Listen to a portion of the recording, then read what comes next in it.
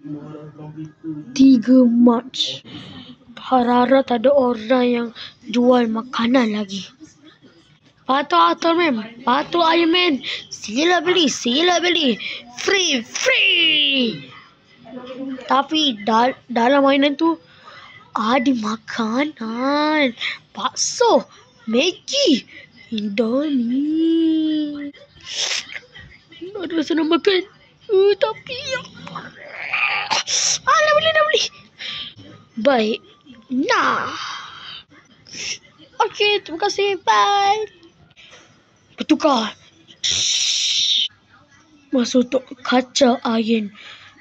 Buat kaca air Guatemala.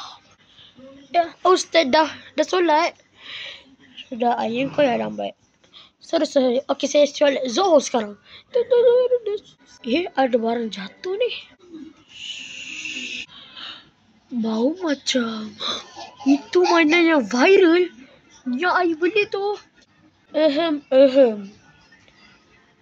Mana mainan aku? Jatuh depan Gina pula. Ya Ustaz Kerry.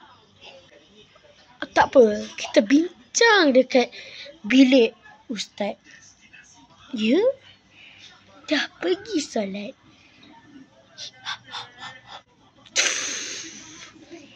Mati aku kali ni.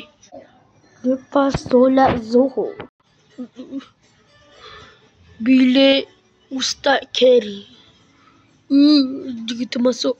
Assalam.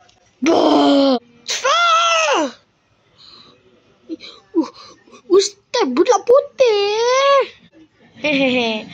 Ustaz Kerry kata kau tak puasa. Kami nak bincangkan untuk kau. Betul. Kami geng Ustaz. Okey. Jom kita masuk. Kenapa kau tak puasa? Cakap kau tak. Sebab sebenarnya saya tak tahu pun dalam tu ada mainan. Menjawab lagi. Kita kena sebat. Oh no. Sakit. Jam kau. Sakitnya padahal Ustaz yang suruh saya jawab. Tapi dia pula yang marah. Apakah salahku?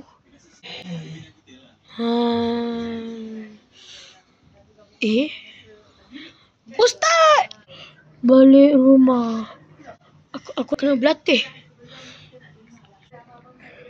Beberapa jam.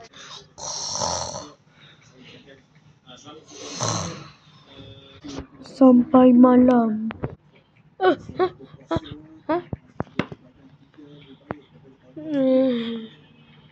Dah malam. Lagi baik aku pergi tidur kat katil daripada aku pergi kat meja nak berlatih tadi. Mari kita kacau. Sambut episod 3 iaitu besok.